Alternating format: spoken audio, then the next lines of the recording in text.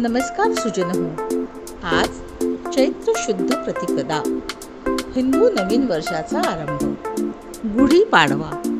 ब्रह्मदेवाने चैत्र शुद्ध प्रतिपदेच्या दिवशी सकाळी समस्त जग निर्माण करून कालगणना सुरू केली. या दिवशी प्रातःकाळी घरातील सर्व सदस्यांनी अभ्यंग स्नान करून ब्रह्मध्वज म्हणजेच गुढी उभारावी. कळकीच्या काठीला स्नान घालून टोकाला रेशमी वस्त्र बांधावे. त्यावर चांदीचे किंवा पितळेचे भांडे घालून कडुलिंबाचे डहाळे, फुलांच्या माळा, बत्ताशाची माळ घालून गुढी सजवावी. प्रभू रामचंद्रांच्या अयोध्या आगमनाचा आनंद व्यक्त करण्यासाठी गुढ्या उभारण्यात आल्या होत्या. गुढी हे आनंदाचे व समृद्धीचे प्रतीक आहे.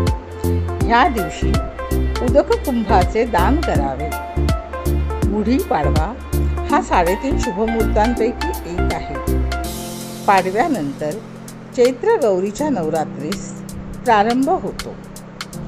प्रियजनहो, हे नूतन वर्ष आपल्या सर्वांना आनंदाचे, समृद्धीचे व आरोग्यदायी जावो हीच शुभकामना.